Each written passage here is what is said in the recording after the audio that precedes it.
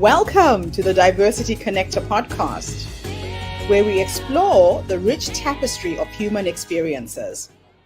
I'm your host, Gertrude Mache, and I'd like to acknowledge the traditional custodians of the country on which we meet today. I would also like to pay my respects to elders, past, present, and emerging, and together as we dive into conversations that bridge cultures, challenge stereotypes, and celebrate the unique perspectives each of us brings to the table. Each episode is a journey through stories and insights from a kaleidoscope of voices, each sharing their colorful narrative.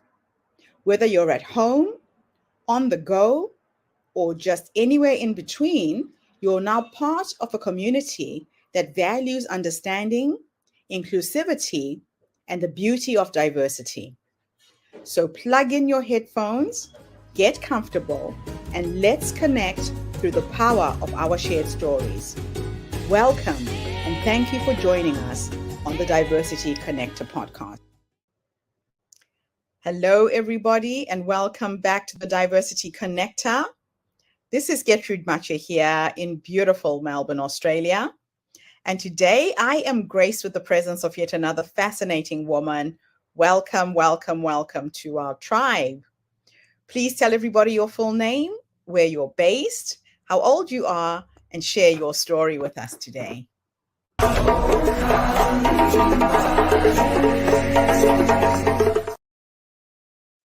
Hola, I am Catalina Gonzalez. I live in Melbourne, Australia, and I am 43, almost 44 years old.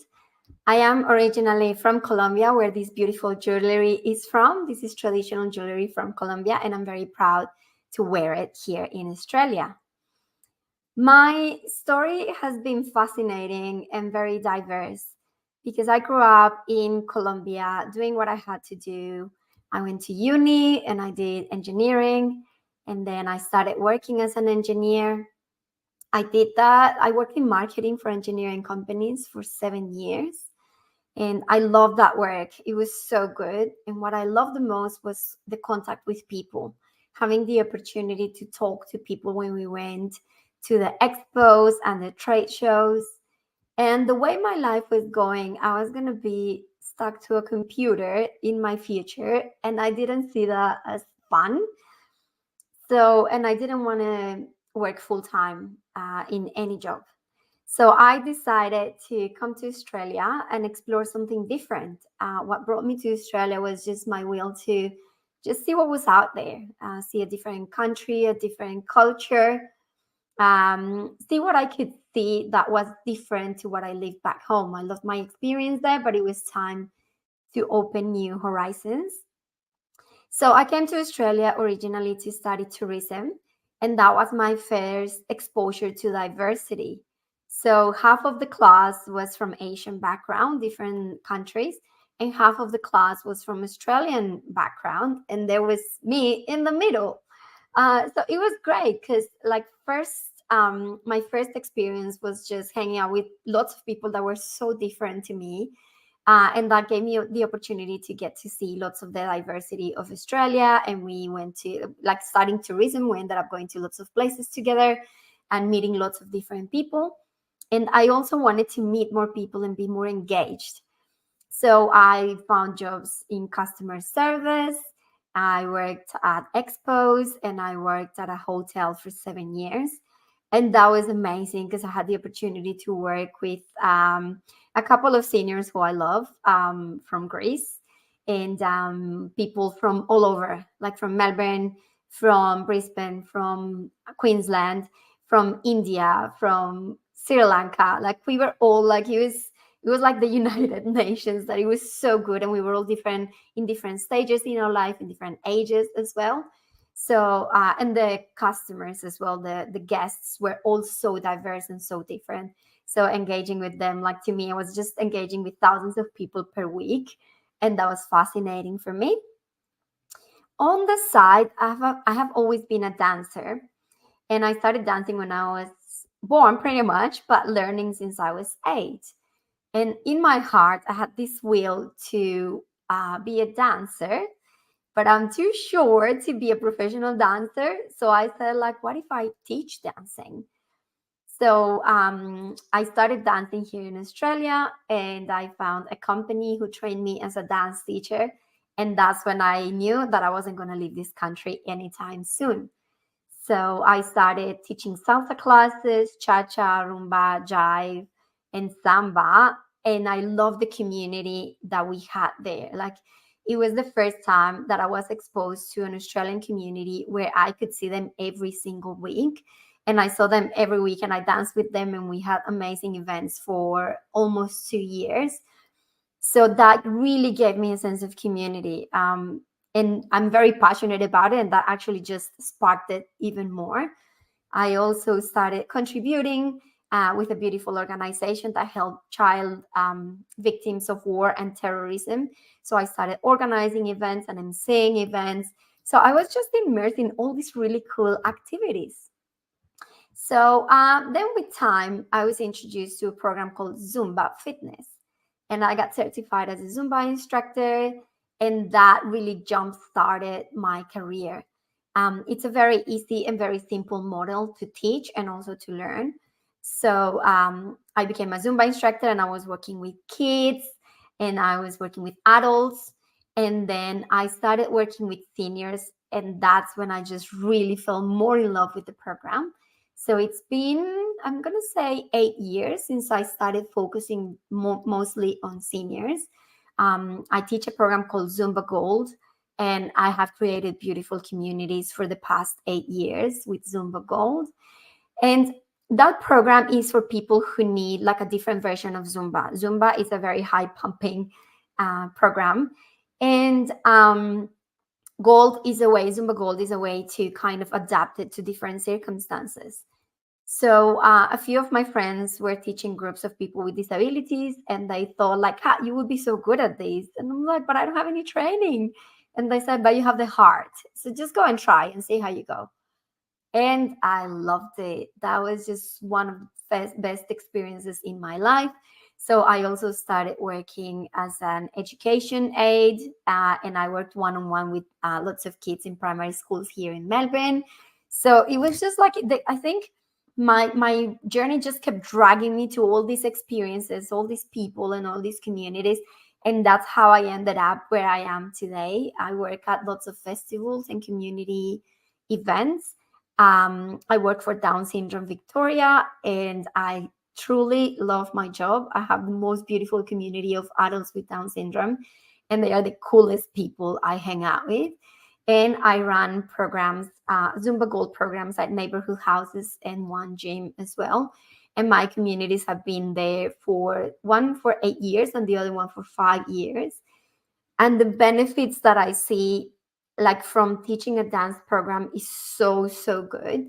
It has lots of benefits to our bodies and to our minds and to our hearts. But to me, the most important part of what I do is the community aspect.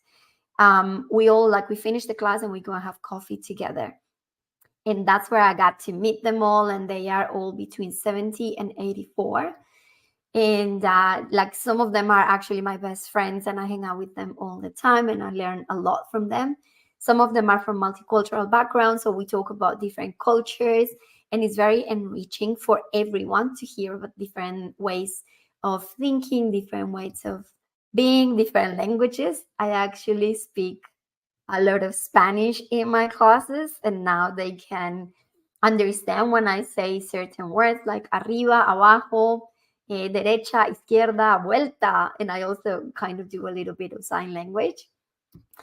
So we have created a beautiful, beautiful community program, and it's now going out of the neighborhood house, and we hang out together as a community, and that's absolutely amazing. And with my work with Down Syndrome Victoria, I've learned so much about diversity, and I've learned so much about like just hanging out with people who are different to us in many ways, different ages, different abilities. And I am also neurodivergent myself, and I'm exploring everything that entitles. So I love listening to people, like coming from a place of curiosity to learn more about them, to learn more about their stories, their upbringing, their adventures. We have lots of really beautiful activities. We do music, we do a chat where we get to share our experiences from the weekend, and everyone interacts with each other. We have lots and lots and lots of laughs and lots of fun. I get to see lots of music that I would never be exposed to because they are all like super curious and they do lots of research about music. So I learn a lot from them. And we have in person activities as well, where we get to hang out together. We go to beautiful places in Melbourne, we go to events and festivals, and we have lots of fun together. It's like a great bunch of people. And I've been doing that work for almost 3 years now, and I love it. And then on the side as well, like I'm this diversity person and I love it. And I am part of Professional Migrant Women, and it's a group, as it says, that is conformed by migrant women, and we empower each other, we understand each other, we learn a lot from each other. And one of our biggest learning is that our accent is our superpower, because what happens sometimes when we have an accent or when we speak a little bit different to other people, it can be quite self-conscious, and we might feel as people don't understand us or that people don't like us for some reason. But I think it's all in our heads. And yeah, so I've learned to embrace my accent, embrace my culture and my vivacious personality. And yeah, it's a great community, a great family, and we support each other personally and professionally. We run events, and we wrote a book. I'm actually a published author from a beautiful book called Undefeated. And there I wrote two stories. One that was quite easy for me to write, and the inspiration came to me at 3 a.m. And I wrote it, and it's called How to Be Extraordinary in Your Own Unique and Ordinary Way. Um, and it's about like just like sometimes we feel ordinary and we feel that we don't have what it takes to just go and do stuff and be seen and be heard. And that's why I love spaces like the one you've created, Gertrude, where we get to express ourselves. But many people just keep their extraordinary selves to themselves. They don't put it out in the world because they are afraid or because they don't get the opportunity. So, yeah, so thank you for opening spaces like this. And also, I wrote a story about loneliness, which is quite it's quite interesting for me to write because I consider myself a powerful connector. And it's really vulnerable for me to accept that, like living in Australia in my 40s as a single woman, it has been quite hard and I feel very lonely at times. So it's really confronting for me. It was really confronting for me to write that story and to actually put it out in a book. Yeah, that was very confronting. I felt very vulnerable, but I've only received love from that story. People reaching out to me and saying that they felt lonely at times as well, and or people offering me companionship, which is really great. And I wish more people did that for others, offer companionship, or offer like a just an ear to just listen and just be there for someone else. um, so yeah, that's the story of the book. But yeah, today I'm a vivacious facilitator, master of ceremonies, and speaker. And I love bringing communities together. And I wish we had more opportunities to get to meet other people from diverse age, background, ability, or gender. And we could just get together and learn from each other, just from the point of curiosity, not judgment. And when we see something, we can actually learn from each other. And yeah, that's what my work is about now in my personal life as well. Wow, what a journey you've been on, all the way from Colombia. Absolutely amazing, amazing, amazing. Now, when we look at your life from an intersectional lens, tell us how somebody who started a journey in engineering went to entrepreneurship. You've had all these diverse experiences that have kind of culminated in your passion for diversity and inclusion. How did that happen? And I love how you say, because it actually happened to me. I think I'm very curious and I'm very passionate about learning and pursuing things that I like. So when I started as a dance teacher, I just said like, oh, what if I just teach dancing? And then I applied to a job and I got it and I started teaching. And then sometimes I go like, oh, what if I just perform at events? And then people just started calling me to perform at events. And then then I started, when I performed at events, people started calling me to do other things because I'm a yes sayer. People go like, hey Kat, do you want to come to a podcast? And I say yes. Hey Kat, do you want to MC my baby shower? I was like, yeah. I just started saying yes. And I think one yes, like from one yes to another, that's how I ended up where I am. And I think also like the values of diversity were ingrained with me since I was little. Like I remember not like when I was an adult, I don't remember seeing many people with disabilities or people kind of different to me in Colombia. But I remember when I was a kid, I used to have one of my best friends. She had cognitive disability, but I never saw that in her at all. It's now that I reflect back that I go like, oh yeah, she was a bit different to me, but I never saw that because all we did was just play together, And I think when we play together, we're like, yes, we're different, but yes, we can be together and have lots of fun and learn from each other. So it just happened to me, like just one thing led to another. Oh, that is just amazing. So, being an impact entrepreneur certainly comes with its challenges. Can you share a time when you faced a significant hurdle and how did you overcome it?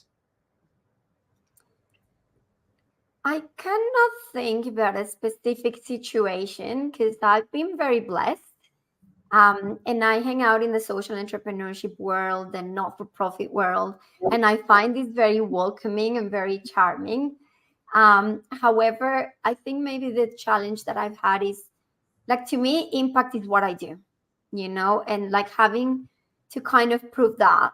I find that a little bit difficult because I am a for-profit business, for profit and for purpose business.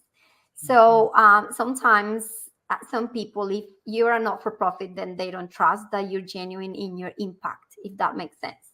Ah, And that comes yes. a bit, yeah, and that comes a bit from people not really understanding how a social enterprise works. But it's also from from like being a for purpose business, people don't understand. It's like, wait a minute, but you make money. And I'm like, yeah, but all I do is for impact.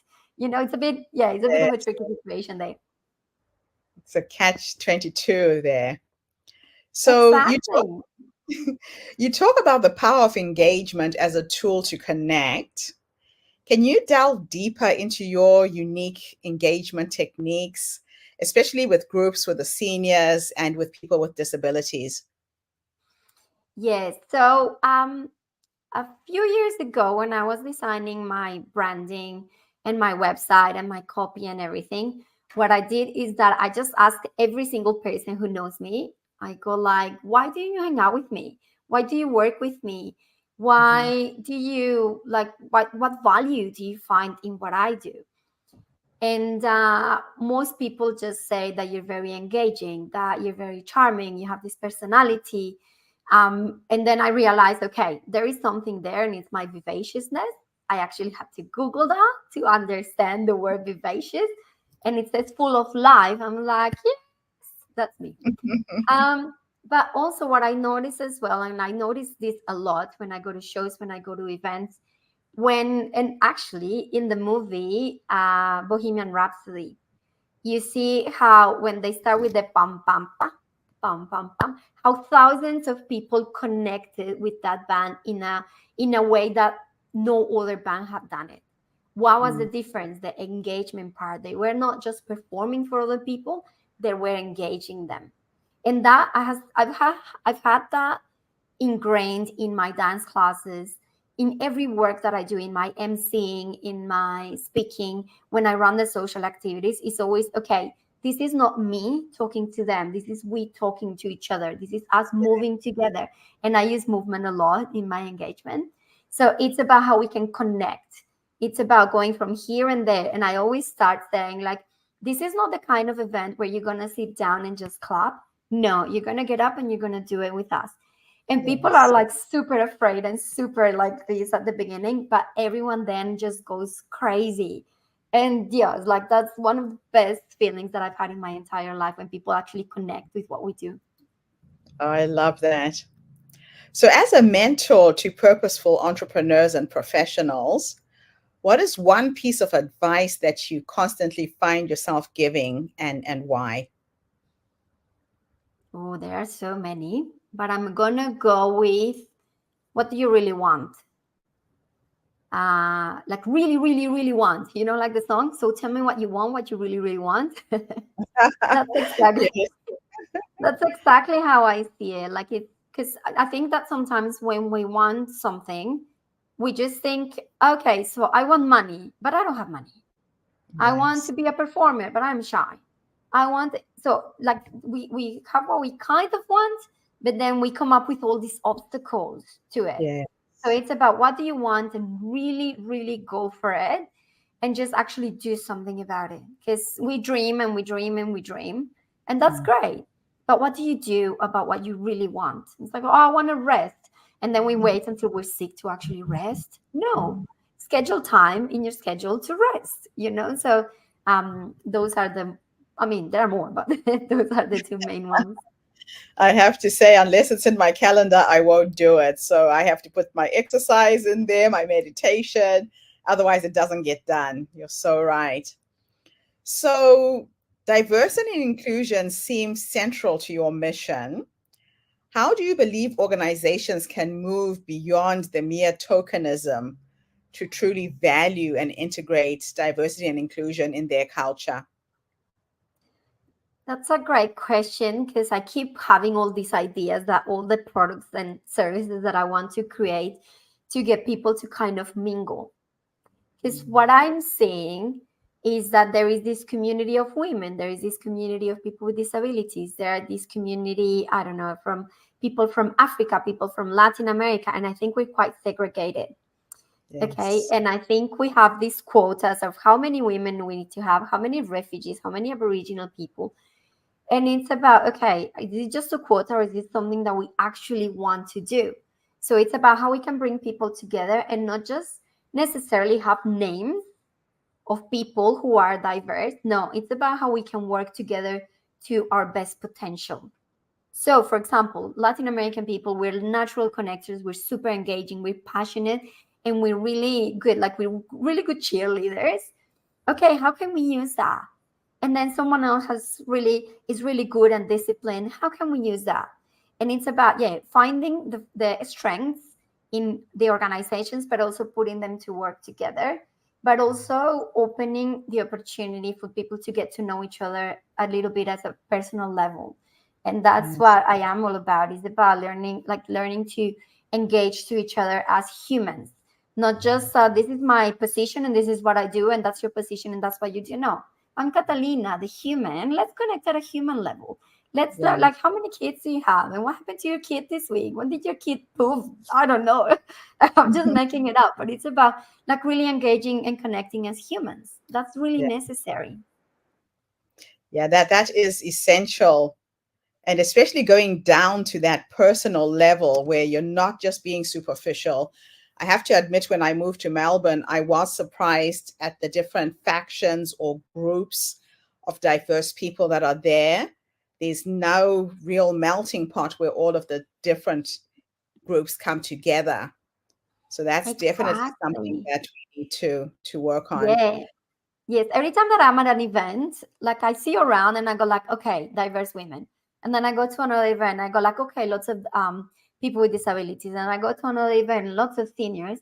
And I keep making ideas in my head about how am I going to get them to connect together.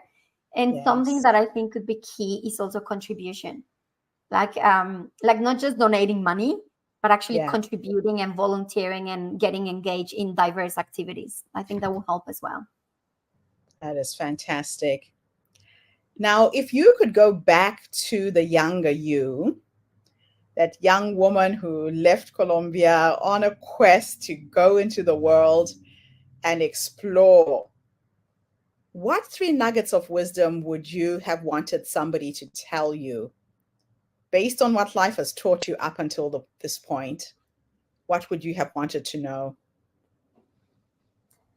Um, I actually love that I didn't know much, and I actually went and looked everything up by myself, and I embraced everything by myself. I find a lot of value in that. However, I'm going to go back to the advice that I give to people when they say, "Oh, I want to go to Australia," or "Oh, I want to like be paid for doing what I love," or "Oh, I want to live overseas," something like that. And it's about approach things from a sense of curiosity. So it's about like doing some research and not necessarily where am I going to live, what am I going to do? No, what could I learn? Who could I learn from? Um, what's something very exotic that I could actually do? Yeah, but just like, yeah, from a sense of like, what can I, to me, it's about learning and growing. And it's, yeah, how can I learn more? How can I grow more? And where does that happen? And it happens like by taking one step, then it's going to take me to the next step, and it's going to take me to the next step. And that's my advice number 2 is taking steps. And it's one step is going to take you closer to the other, and then we're going to keep going until we get some momentum.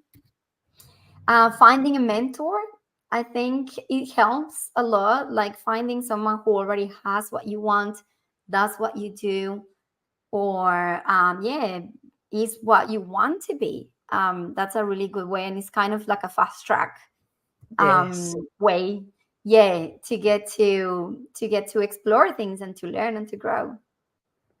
I love it. Yeah, why reinvent the wheel when you can learn from someone else who can mentor you, right? Exactly. And Yeah, also contribute a lot, like yes. give time and energy and attention to things that you're curious about. I think for me, my sense of contribution is what really brought me to where I am now. I did a bit of a personal journey in 2011, and that brought me to volunteer at a beautiful organization where I met amazing people. And that's when I had my first Australian friend. That's how I found my first, and he's still like a very good friend now. And yeah, I Fantastic. think that opened doors, like lots of doors for me, contribution. Yeah, the more you give, the more flows back to you. So let's go into the future now. You say you have a vision for a happy, healthy, inclusive, and connected society. What steps or initiatives do you believe are critical for us as a society to take in the next decade to achieve this vision, do you think? We need more people doing what they love and being fulfilled in life, because I find that the lack of fulfillment is what's keeping people disconnected. And I also think that we need to collaborate more. I think there are lots of organizations here and there doing amazing work, but I don't think we're necessarily working together. And when I Yeah. see 3 or 4 organizations doing the same, I think it's great. But then how can we leverage the skills of these 4 organizations and make something bigger happen? Like, to me, I live in this wonderland where everyone just collaborates and cooperates with each other, and we grow stronger together. Like, sometimes I think that that's just like an illusion, but I actually do think that we can do it, work more together. I think, yeah, that's a big part. And also curiosity, like, and I've said it a million times today, but curiosity, like, let's just explore and meet different people. Like, that's when we really learn and grow and really connect and are very inclusive. Yeah. So I've got your website showing on the screen there. Is that the best place where people can contact you? Yes, and that's where you can find my LinkedIn and my Instagram, which are the best ways to connect with me. um in that, yeah, my Instagram is more like self-expression. And LinkedIn is where, yeah, where I share everything that is going on, and I share amazing insights and amazing things from the beautiful people that I know and organizations that I work with. Fantastic. Now, let's finish off with the loneliness. This is something that I personally experience, being new to Melbourne, being new to Australia, not knowing a lot of people and finding my way and trying to make new friends.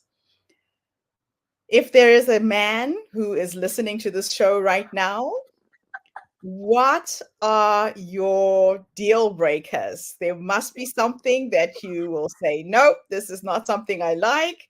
And what kind of a person are you looking for? Oh my God, I feel on the spot here. My business partner used to do that to me in events. Well, yeah, deal breakers, smoking or bad habits. Smoking, drinking, drugs, and all that stuff is definitely a no. Um, and what I look for in a man is kindness, compassion, adventure. Like I just love going out and hanging out from things and traveling a lot. That's a big. Like I'm looking for an adventure partner. That's pretty much what I'm into. Like I just want to go out and be in nature and hang from things. I have this thing about like just hanging and jumping out of things. I just love doing that. Yeah, that kindness, compassion, acceptance, that to me is very important. Fantastic. Well, we're putting it out to the universe that Mr. Right shows up. If he happens to come from this particular podcast, you need to make sure you send me an invitation to the wedding, okay? I definitely will. And then when I tell my story, I will go like, yeah, one day I was in a podcast and I was kind of put out in the spot there, and that's how it happened. I love it. I love it. Catalina, thank you so much for coming online and sharing your amazing story with us. I just love your personality. I love what you're doing in the world. Keep on keeping on. The world needs more vivacious people who bring others alive. And I can feel that that's the energy that you bring to everything you do. So don't stop. And thank you to everybody who's tuned in. The Diversity Connector is a podcast that connects people from diverse backgrounds through the sharing of our stories, our experiences, and the things that we would like to see in the world that make us feel more included, especially here in Australia. So tune in again tomorrow when I interview yet another amazing guest. In the meantime, have a fantastic day, morning, or evening, wherever you are in the world. And thanks again for the interview, Catalina. Thank you very much. Gracias. Bye for now, everybody. And that's a wrap, everybody, on today's episode of the Diversity Connector podcast. Thank you for tuning in and being part of our vibrant and global conversation. I'm your host, Gertrude Mache, and it's been an honor to share this space with you, where voices from all walks of life come together to weave a tapestry of diverse perspectives. Remember, every story you've heard today is a thread in the larger fabric of our shared humanity. So, as you step back into your world, carry these stories with you and let them inspire you to embrace and celebrate the rich diversity around us. Don't forget to subscribe, rate, and review our podcast to help us share these inspiring stories with more listeners. Do follow us on social media by looking for the Diversity Connector podcast for more updates. Until then, keep connecting, keep listening, and keep celebrating the beauty of diversity. This is the Diversity Connector podcast signing off. Stay curious, stay open, and definitely stay connected.